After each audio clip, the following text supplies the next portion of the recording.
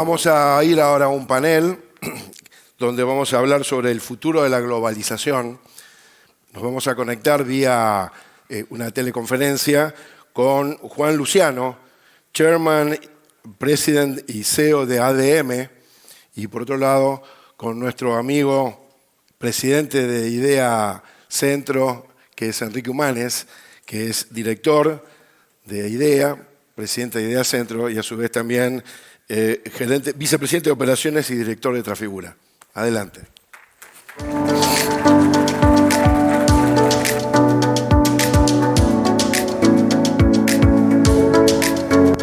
Es un gusto poderlos recibir aquí en casa. Gracias, señor gobernador, gracias, intendente. Creo que las palabras fueron justas para transformar, digamos, esta situación puntual que nos toca con una coyuntura tan dura en tratar de cambiar un poco el foco, y ese es un poco el objetivo que nos propusimos, de tratar de buscar los casos de éxito, ¿sí? Porque para las malas noticias leemos los diarios o los noticieros, y en realidad lo que estamos buscando es de dónde retroalimentarnos para generar esa agenda de manera continua que nos permita llegar a los puntos de logros específicos, ¿no? Y el caso de la agroindustria es un caso excepcional, donde en los últimos 15 años hubo más de 15.000 millones de dólares de inversiones y se transformó en el negocio más importante generador de divisas de la Argentina. Esperemos que en el corto plazo, muy corto plazo, también la energía sea un elemento que nos permita dar el segundo salto importante, porque de esa manera vamos a tener los dos productos que el mundo demanda. El mundo demanda lo que Argentina tiene, entonces no puede ser que no aprovechemos esas oportunidades.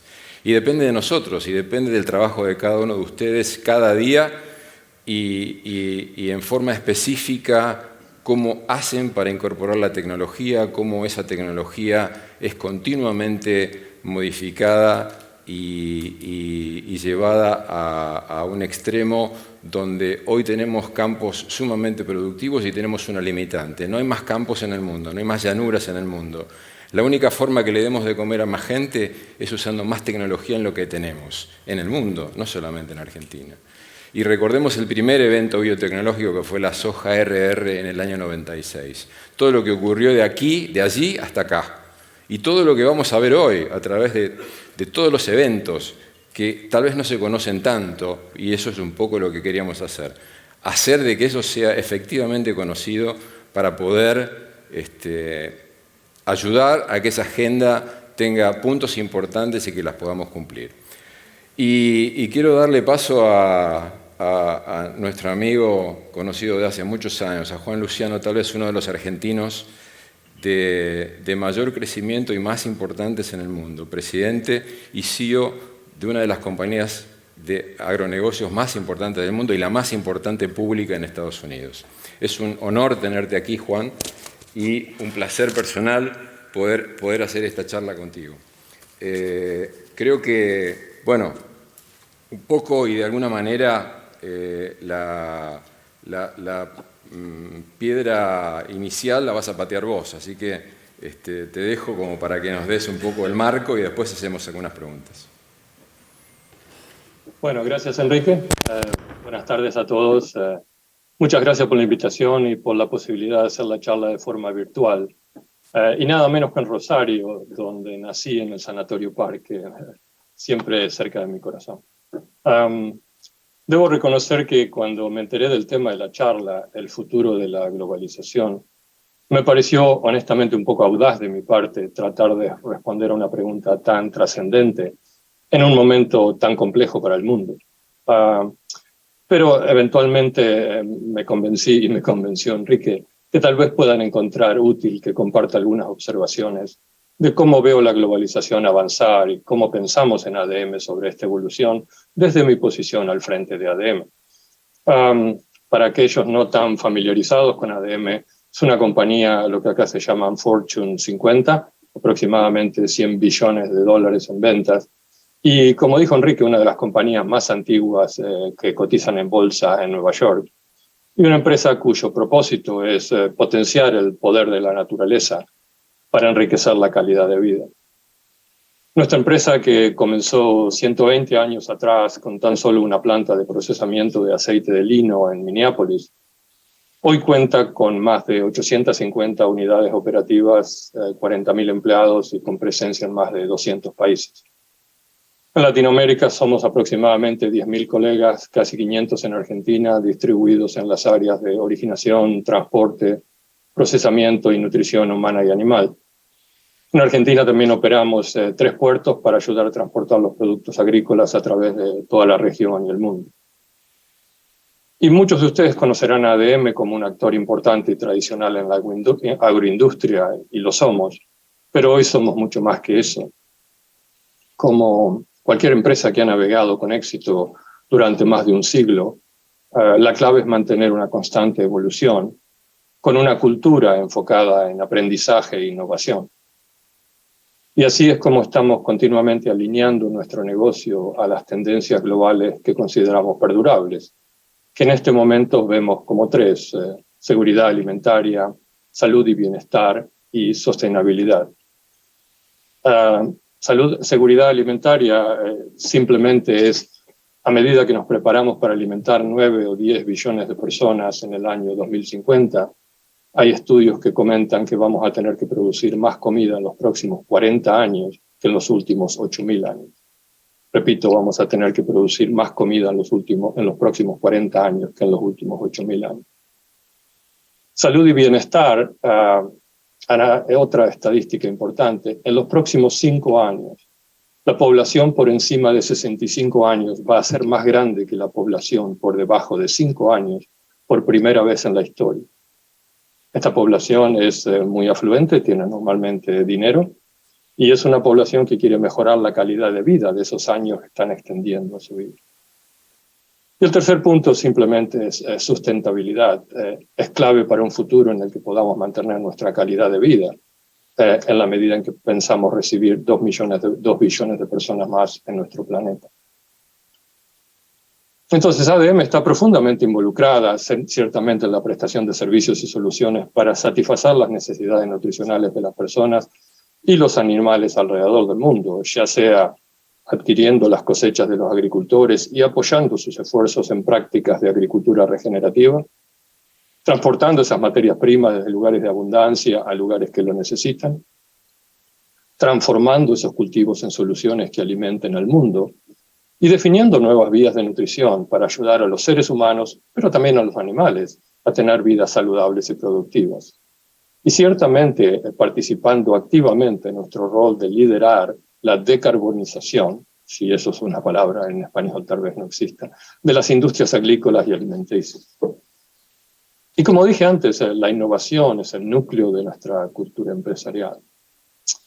Desde el desarrollo de la primera hamburguesa vegetal en los años 80, a ser ahora el mayor proveedor de proteínas vegetales a nivel mundial, con una línea también de probióticos, prebióticos y postbióticos que incluyen desde suplementos hasta alimentos funcionales y nutrición personalizada. Y también con productos con base vegetal para sustitución de compuestos petroquímicos, ya sea en fuentes de combustible, envases, embalaje e incluso cosméticos. Es desde esta plataforma, desde esta perspectiva, que tal vez haga las siguientes reflexiones sobre la globalización, si me permite. La globalización, entendida como el flujo internacional de bienes, servicios, capital, tecnología, información, gente, lo que quieran, es un proceso tan antiguo como la humanidad, pero para contexto voy a hacer referencia tal vez al periodo posterior a la Segunda Guerra Mundial. La globalización ha tenido ciclos altos y bajos y siempre ha habido argumentos a favor y en contra. Yo, desde luego, dado mi posición, he pasado mucho tiempo y pasamos en ADM estudiando estos procesos. Tratando siempre de no sobrereaccionar a las palabras y seguir los hechos. Es muy importante en estos casos tratar de mantener la mente fría y me gustaron mucho los conceptos que manifestó el intendente de Rosario desde el punto de vista de el pragmatismo en hacer cosas más que pasar el tiempo discutiendo. El mundo vio un crecimiento acelerado de la globalización después de la Segunda Guerra Mundial, del periodo del 45 al 90, con la creación de un sistema centrado en el dólar, el Fondo Monetario Internacional, el Banco Mundial, GATT, y en paralelo mejoras tecnológicas en transportes que en mi cabeza, acortaron las distancias del mundo, reduciendo el costo de transporte de bienes y personas. Y si tomamos como referencia el porcentaje global del comercio como porcentaje del GDP, como indicador de la globalización creció a representar 30% de ese GDP, el comercio global. Después entramos a partir de los 90 en una aceleración de la globalización, acá le llaman hiperglobalización, y ya empezamos con los nuevos términos que voy a introducir bastante durante la charla de hoy, con la creación de WTO, de la Unión Europea, la entrada de China al WTO en los 2000, y la introducción del euro como moneda para comercio intraeuropeo, la liberalización de los mercados financieros. Pero también en paralelo progresos enormes en computación y comunicaciones, particularmente la Internet. Y si el flete y la tecnología antes acortó las distancias, la Internet y el IT redujeron los tiempos. Como resultado, el comercio global creció a 50% del GDP. Y todos nosotros, las compañías, rápidamente abrazamos este concepto de reducir el tiempo y las distancias, creando cadenas de valor globales, porque nos permitió explotar beneficios y arbitrajes de salarios, marcos regulatorios y impuestos. Así que ya ni siquiera la globalización representaba productos hechos en un país y vendidos en otro. Eran productos hechos en distintas etapas, en distintos países. Y en este periodo la globalización llegó a su pico alrededor del 2008. Y los beneficios que el mundo obtuvo de este proceso fueron muchos y muy significativos. Reducción de costos, reducción o eliminación total de inventarios. ¿Se acuerdan del just in time, justo a tiempo? Muy importante para las empresas para hacer frente a los cambios súbitos en la demanda, que son muy difíciles de predecir. Y las eficiencias no solo contribuyeron al crecimiento económico, pero también redujeron la volatilidad y contribuyeron a tener muy baja inflación en todo ese periodo. La integración de China y otras naciones emergentes en estas cadenas integradas de valor incrementó la participación de las economías emergentes en el crecimiento global, ayudando a cientos de millones de personas a salir de la pobreza y mejorar su calidad de vida. Y acuérdense, como argentinos, cuando mejoran la calidad de vida, mejoran las dietas, eso significa más proteína, más harina de soja, más aceite. Desde aquel pico en el 2008, la globalización ha comenzado a decelerar lentamente en la última década. Si vemos por qué, mientras la globalización mejoró el ingreso de cientos de millones de personas en economías emergentes, la clase media y media-baja en países desarrollados no vio los mismos beneficios, especialmente en el sector de manufactura. De hecho, no hubo incremento de ingreso real durante este periodo, si ven los datos. Y ahí el discurso proteccionista comenzó a crecer, evidenciándose en procesos como el Brexit o movimientos políticos como el que llevó el presidente Trump a un triunfo en las elecciones americanas, culminando en la disputa de comercio del 2018 entre Estados Unidos y China. Como mencioné antes, siempre ha habido críticos de la globalización, con variados argumentos, pero sin mucha influencia, dado los grandes beneficios que la amplia integración global trajo al mundo, levantando, como dije, cientos de millones de personas de pobreza y abaratando el costo de cientos de miles de productos. Pero recientemente, COVID, la pandemia, la guerra de Rusia contra Ucrania y el cambio climático han atraído la atención de los agentes económicos a reexaminar más minuciosamente esas cadenas globales en cuanto a su resiliencia, seguridad y sostenibilidad en el tiempo. Habiendo traído beneficios tan grandes a través de especialización y división de tareas, la disrupción de COVID mostró los problemas para el mundo cuando los productos no fluían de un país a otro en el momento requerido. Y mostró también la gran dependencia de China. Básicamente, 1/8 de las exportaciones globales fluyen de China. Empezamos a ver este nuevo vocabulario de palabras como onshoring o reshoring, que es traer la producción más cerca o traerla local de nuevo. Después vino la invasión de Rusia a Ucrania, que movió el debate de lo logístico a un plano militar y de seguridad energética y alimentaria. Si la pandemia mostró cuán vital era China en la manufactura de todos los productos electrónicos, la guerra mostró el rol de Rusia en la exportación total de energía, alimentos y metales. Desnudó la dependencia de Alemania al gas ruso, la de Oriente Medio y África a los granos de Ucrania, y la importancia de Rusia y Bielorrusia en el mercado global de fertilizantes. Mostró también significativas diferencias ideológicas. China, India y otros países emergentes no se unieron a Occidente en condenar la invasión rusa. Y esto creó otro llamado a reorientar cadenas de valor, no solo en lo logístico, pero en lo ideológico, lo que Janet Yellen llamó friendshoring o ally shoring. Yo me reposiciono en aquellos lugares donde son amigos o aliados o piensan ideológicamente como yo. Entonces, ¿qué todo esto significa como datos para las empresas? Es que claramente la actitud de la clase política ha cambiado. Y aunque todavía no haya visto reflejado en las cifras de comercio internacional, de hecho el porcentaje de China de las exportaciones globales ha aumentado desde la pandemia y Rusia ha simplemente cambiado de socio, pero ha seguido exportando como antes del conflicto. Igual no debemos subestimar este factor de la actitud de la clase política cambiando con respecto a la globalización.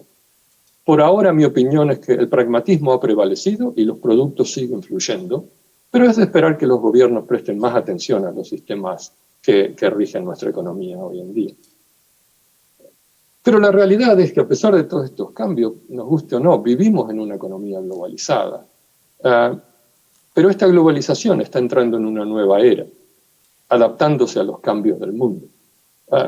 Los cambios que yo estoy esperando desde el punto de vista de escenarios estratégicos, que el comercio mundial se ha recuperado rápidamente después de la pandemia, pero hay claramente más regionalismo que globalismo en el futuro. Más gobierno considerando políticas industriales que subsidian más producción doméstica de ciertos productos considerados estratégicos. Potencialmente más tarifas o algunas de ellas más elevadas y algunas restricciones de flujo de capital. Por otro lado, las empresas están hablando más de traer sus inversiones más cerca de su control. Hablan, como dije, de reshoring, que se traduce en más generación de empleo doméstico. Las contrataciones domésticas exceden en este momento las contrataciones para esas empresas afuera de las centrales, de las compañías. O sea que estamos contratando más cerca de las centrales de lo que nos parece conocido.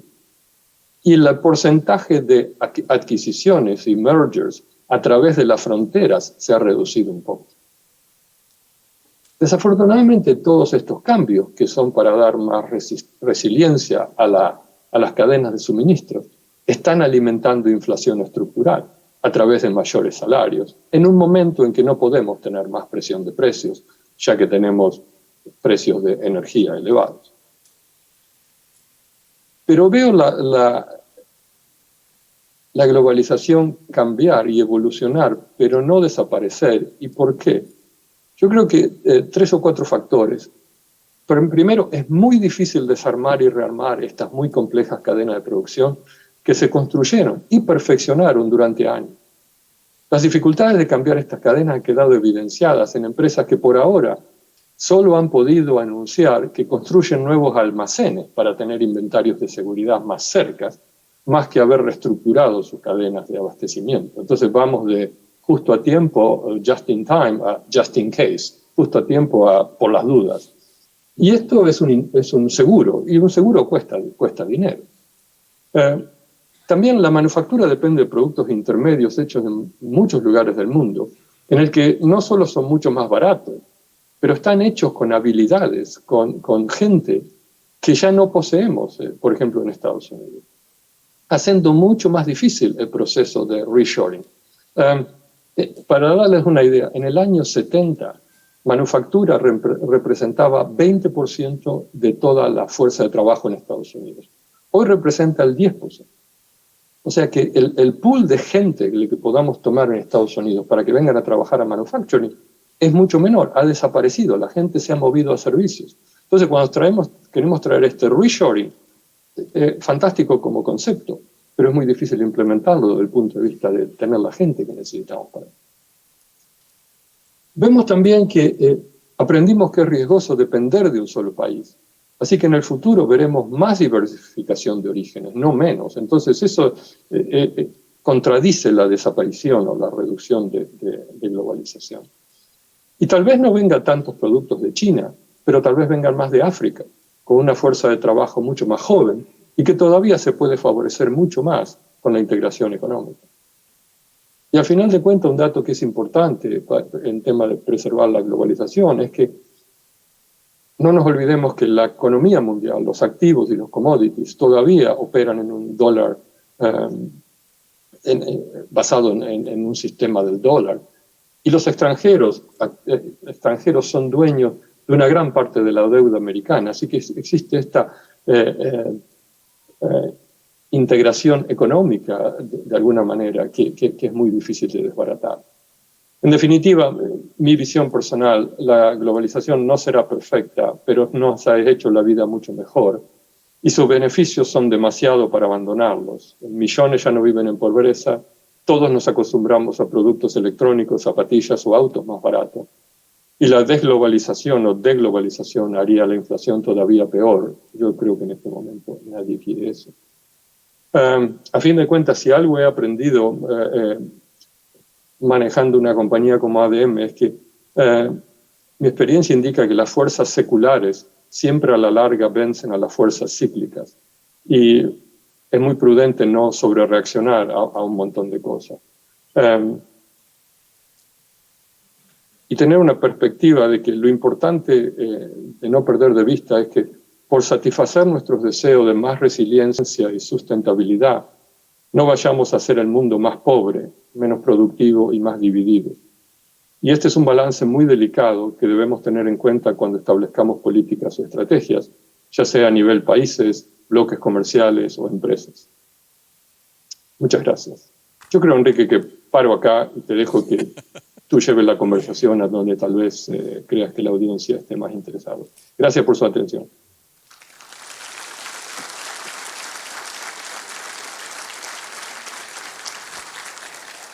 Bárbaro, Juan, gracias y creo que es un privilegio, la verdad, tener de primera mano tu visión y de alguna manera tomamos esta visión tuya absolutamente pragmática y que tiene que ver con los negocios y tiene que ver con lidiar con, como comentabas el otro día, de que el barco salga y verificar antes si hay minas o no en el Mar Negro y estar seguro de eso, digamos, que sale completamente de tu job description, digamos, para llamarlo de alguna manera, ¿no? Pero esa visión pragmática de alguna manera choca contra lo que es lo que vemos todos los días en los noticieros o en los diarios, de que el mundo se divide, que el mundo va hacia nuevos bloques y tu conclusión es que pueden decir todo lo que quieran, pero en definitiva el bienestar y la economía son las que mandan, ¿no?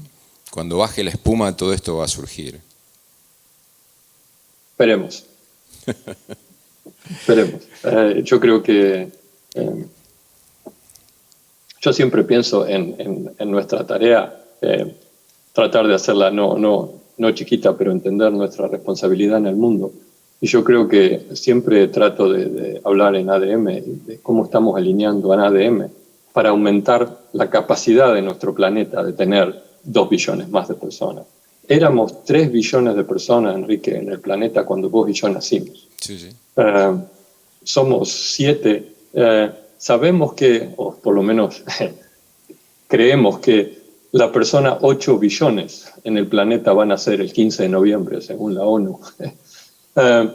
Y de ahí vamos a pasar, como decía antes, a tal vez 9,5, 10 billones de personas para el 2050. No es tarea menor, no es tarea que se va a solucionar en todo el mundo cerrándose o siendo demasiado selectivo en de dónde trae las cosas. Va a requerir todos, va a requerir las empresas privadas, va a requerir los gobiernos y va a requerir los gobiernos tratar de entender cómo pelear juntos y discutirán y serán rivales en algunos aspectos, pero en algunos aspectos vamos a estar unidos por nuestra pertenencia a este planeta que es relativamente frágil. Y yo sé que muchos visionarios quieren ir a Marte, pero por los próximos 50 años creo que nos vamos a tener que arreglar por acá. Absoluto pragmatismo. Y tomando un poco eso, teniendo en cuenta que obviamente llevándolo a una visión un poco más local, nosotros vivimos de los commodities y de alguna manera pudimos hacer un camino de éxito en ese sentido. Y de ese comercio mundial de commodities, el 55% es energía hoy. y de los cuales de ese 55%, 40% es petróleo crudo. Entonces, mi pregunta siguiente es la transición energética. ¿Cómo lo ves? Sí, yo veo la transición energética, en principio, yo creo que va a ser inflacionaria.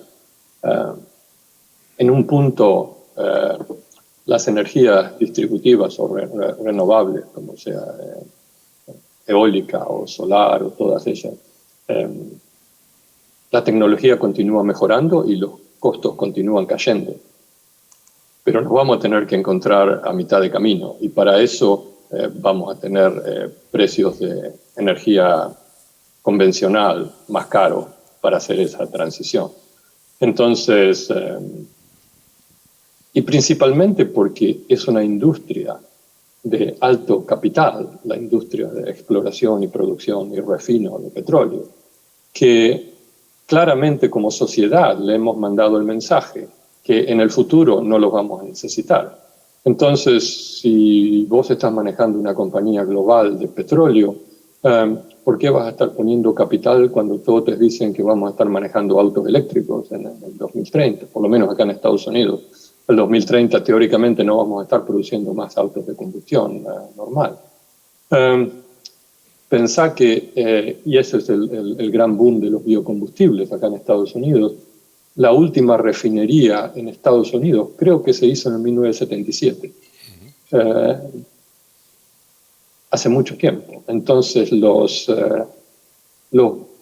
biocombustibles vienen no solo a ayudar con la decarbonización de la economía, pero de alguna manera aumentan el pool de combustibles para correr estas economías que todavía corren principalmente basado en productos convencionales. Así que yo creo que va a requerir un montón de arte y negociaciones en cuanto a soportar renovables, pero soportar todavía una inversión de capital en energías convencionales hasta que podamos hacer esa transición. Y la transición además viene aparejada con los distintos medios de transporte. Una cosa es, hacemos los autos eléctricos. La segunda pregunta es, ok, ¿cómo vamos a generar la electricidad limpia para alimentar esas baterías? Entonces vas a hidrógeno o vas a nuclear, estamos discutiendo todo eso. Y después vas al tema de que, ok, ¿qué hacemos con aviación? Hay más de 65.000 aviones dando vueltas por ahí. Y si no hacemos nada, la carga de CO2 que vamos a tener va a ser como 1.5 trillones de toneladas. Para bajar eso a la mitad, tenemos que agarrar todos los aviones y hacerlo bajar la intensidad de carbono a la mitad. No lo podemos hacer con baterías, obviamente, para los vuelos de por lo menos 1 hora en adelante. Entonces eso viene al tema de fluidos de aviación renovables. Nosotros en ADM estamos mirando eso. Nosotros hoy, con nuestra unidad de secuestro de carbono que tenemos en Decatur y algunas cosas nuevas que estamos haciendo, si la intensidad de carbono que tiene hoy el combustible es de 90, 80 y hay que llevarlo a 40, nosotros estamos apuntando a tener un combustible o un insumo para combustibles de alrededor de 30. Entonces, existen las tecnologías, lo puedo hacer, es caro, necesita subsidios y soportes de las autoridades y ahí es como uno trabaja con los gobiernos. Entonces, esta transición energética va a depender, como la transición de la evolución de seguridad alimentaria, en trabajar juntos entre estos partnerships entre la actividad privada y la actividad pública. Y a veces tenemos mejor coordinación y a veces nos falta un poco de coordinación y vamos a tener un poco esta volatilidad, que a veces es debido a simplemente nosotros no calcular bien cómo manejamos la demanda y el supply, y a veces es manejada simplemente por eventos exógenos, como puede ser una guerra, una pandemia o cualquier otro, o un tema climático. Volviendo un punto, un tema atrás, que estaba más relacionado que con la guerra, con la pandemia, pero creo que la guerra a lo mejor profundizó alguno de esos temas. Aquellos insumos que son estratégicos, y en algún momento creo que lo charlamos, que pusieron de manifiesto la rotura de esas cadenas producto de la pandemia, de que algunos países que tenían alta tecnología y consumo de alta tecnología en distintos mercados, se vieron frenados de alguna manera o sintieron esa limitación. ¿Vos crees que esa repatriación de conocimiento y esa menor dependencia va a ser una realidad o todavía la globalización lo va a contener? No, yo creo que microchips y ese tipo de cuestiones, ¿no? Sí. Yo creo que, como dije antes, yo creo que la globalización va a existir en diferentes medidas, se va a ajustar. Primero, lo que hicimos con todas las cadenas estas globales, Enrique, fue una cuestión de optimizar. Queríamos traer un montón de gente al consumo, hacer cosas más baratas y que tuvieran, sin tener tanto capital. Las hicimos en lugares más baratos como población mundial y en lugares donde y con un sistema en el que no teníamos inventario en ningún lugar de la cadena. Y eso nos permitió a todos acceder a productos en los que en otras circunstancias no teníamos acceso y permitió una gran porcentaje de la población mundial mejorar su estándar de vida. Pasaron de tener $2 por día de ingreso a tener un ingreso significativamente más. Hoy China tiene como un per cápita ingreso de como $10.000. Eso ya es un país no pobre, es un país rico de alguna manera y tiene una población que ha cambiado con todo eso y eso ha cambiado la demanda de todos. Ahora empezamos a pensar, queremos tener una supply chain que no sea creada para eficiencia, pero que sea creada para suficiencia. Bueno, le ponemos ineficiencias, entonces no lo hago todo en China y que venga justo a tiempo, lo hago con un inventario en el medio. Le ponemos ineficiencias. China ya tampoco es lo que era antes. China es un país un poco más caro de lo que era antes, desde el punto de vista de materia prima. Y China tiene un mercado doméstico enorme que también quiere desarrollar. Entonces ya no están tan dispuestos a proveer en todo el mundo. Y ahora introducimos esta otra variable que es pero no me gusta que todos los chips estén en manos de China o no me gusta que todos los metales importantes o los metales raros estén en manos de China, entonces lo voy a traer a otro lugar y voy a desarrollar minas en Brasil o en Argentina con litio o en Estados Unidos. Y eso también va a costar dinero, ya no va a ser tan fácil hacerlo como antes, pero tenés una visión estratégica. Entonces, siempre nosotros somos ingenieros, siempre es qué variable querés optimizar. Al principio optimizamos eficiencia, ahora optimizamos resiliencia o disponibilidad y en el próximo vamos a tratar de optimizar valor estratégico. Todo eso tiene un costo y todo eso los políticos tienen que manejar desde el punto de vista yo siempre digo en ADM, como en todo el mundo, hoy en día tenés que ser ambidiestro. Tenés que, por un lado, manejar el corto plazo y performar, y por el otro lado, transformar, porque tenés que estratégicamente estar bien posicionado. Y eso es una tarea que no todo el mundo hace bien. Y ciertamente no todos los empresarios, y ciertamente no todos los gobiernos. Pero esa es una cosa muy importante. Y a veces hay un problema con los gobiernos en que estas decisiones de ser ambidiestros te obligan a tomar decisiones en horizontes de tiempo significativamente diferentes, mientras que acá tomo decisiones para este trimestre o para este año, acá tomo decisiones para los próximos 50 años de ADM. Y a veces eso en el gobierno es más difícil porque el día a día es más importante que los próximos 50 años, obviamente. Entonces, hay que tener la cabeza clara y tratar de entender las decisiones que estamos tomando, en qué escenarios y en qué periodo las estamos tomando, porque no son exactamente iguales y no maximizan las mismas variables. Bien, y Yendo a un poco a lo que vos comentabas de tendencias de la industria y cómo ADM ha reperfilado su industria de pasar a una empresa de agronegocios totalmente a una mucho más cercana al consumidor, haciendo un cambio importantísimo de su portfolio. Una anécdota acá local con Federico Trucco, que es el CEO de Bioceres, es una de las empresas de biotecnología rosarinas, que además es pública porque cotiza en Nueva York.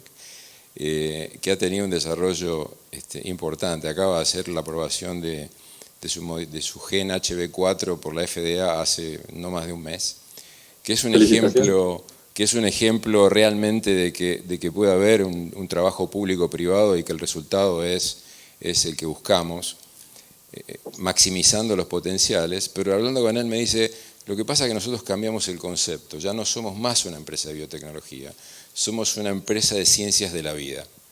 Entonces, eso hace de que de alguna manera se una con lo que vos decís, ¿no?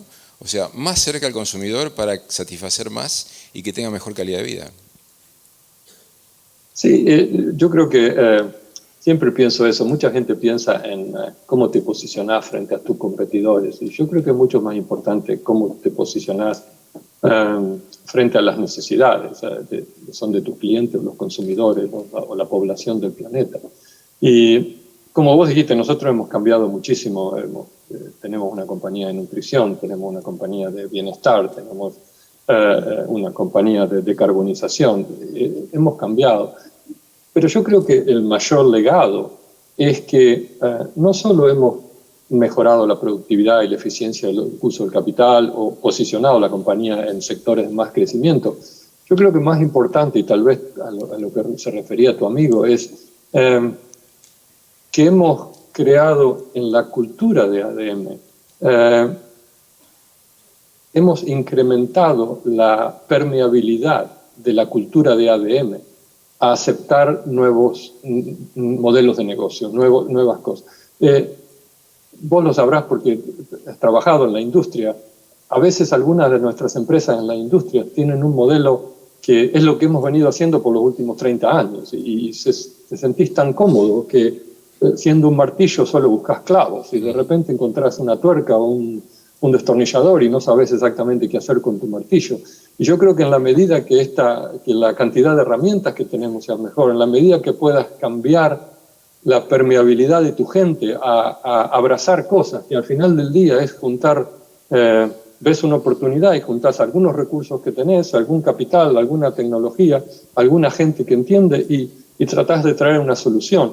Eso trae un montón de frescura a las compañías, trae un montón de innovación, pero trae una cantidad de aumento o progreso tecnológico y progreso en el punto de vista de la vida en este planeta, que es innegable. Y yo creo que todos tenemos que, en nuestra medida, en cualquier cosa que estemos manejando, es tratar de traer esa necesidad de aprender. Yo creo que el principal, en una sociedad o en una economía donde se genera tanto data, donde hay tanto conocimiento, yo creo que el principal problema es cuando creemos que sabemos.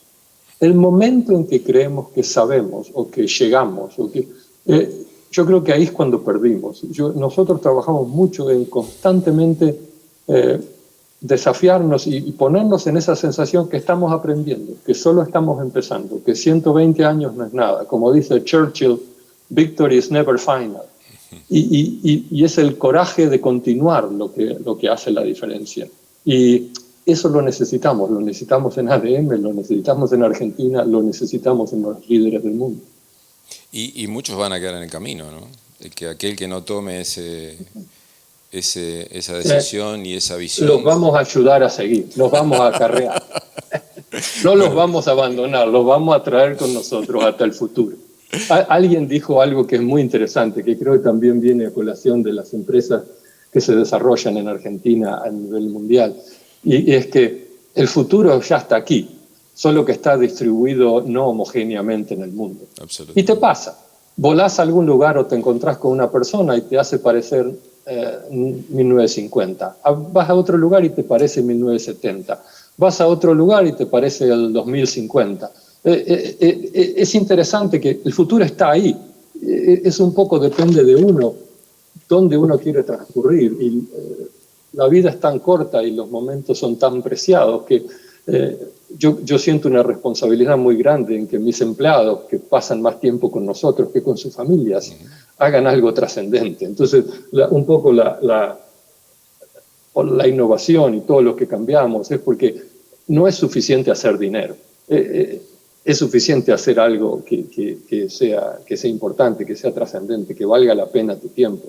Y con eso terminás haciendo más dinero, pero a veces no es el objetivo con el que empezás el proyecto.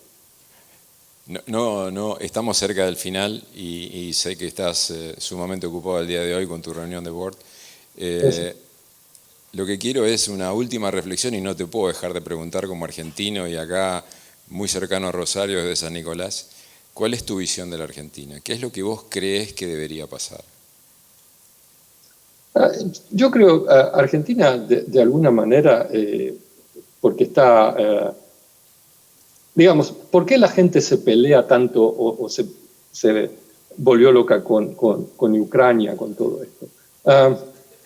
De la seguridad alimentaria. Porque existe una cosa que se llama Chernosen. El Chernosen es la palabra ucraniana para humus. Y lo que pasa es que el humus, Ucrania tiene 25% del humus mundial. Parte del humus, un gran porcentaje, lo tenemos en Argentina.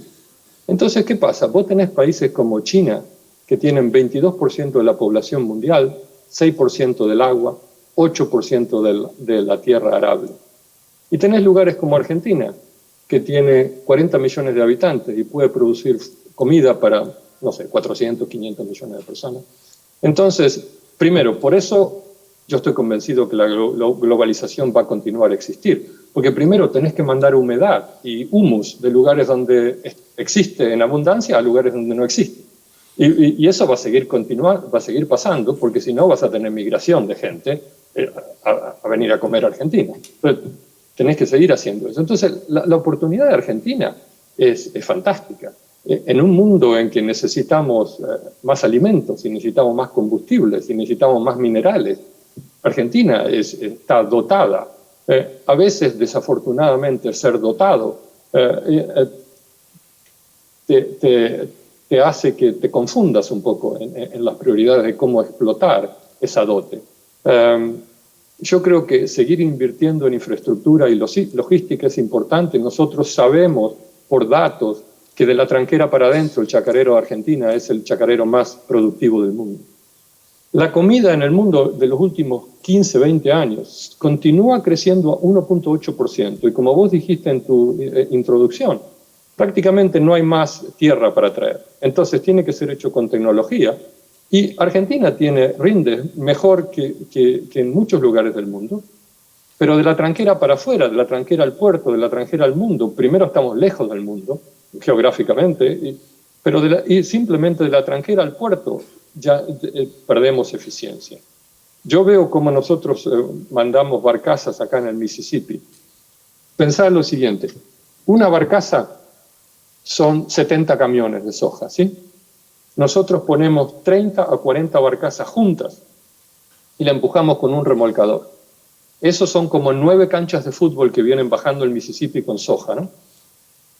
Ese remolcador empuja esa barcaza 250 millas con un galón de combustible. Imagínate el costo de eso. Entonces, a lo mejor cuando salió de la tranquera de Iowa, no es tan productivo como cuando salió de la tranquera de San Lorenzo, Rosario o Paraíso, pero para cuando llegó al puerto de exportación, el producto americano es más barato probablemente o menos costo que el producto argentino. Y de eso hay que cuidarse. Mi recomendación es sigan invirtiendo en infraestructura y tecnología. Hay que dragar más que nunca. Después de experimentar, yo voy a San Nicolás siempre, veo el Paraná, lo puedes cruzar caminando a veces. Yo solía navegar en ese mismo río cuando era chico. Mi punto como mensaje final, primero, gracias por tenerme hoy, muy amables, es las oportunidades son muchísimas, no las dejemos pasar. Impecable, no podría ser mejor. Te agradezco muchísimo.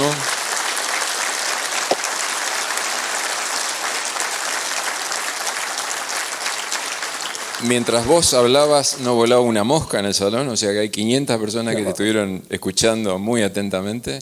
Y bueno, un cariño personal y nos vemos cuando vengas por acá en octubre, noviembre. Gracias por la invitación y que tengan un buen día. Suerte para todos. Muchísimas gracias. Bueno, gracias Luciano desde Estados Unidos, gracias Enrique, realmente extraordinario. Aprender, dejar huella, desafíos que tenemos por delante, mejorar lo que tenemos, realmente para pensar.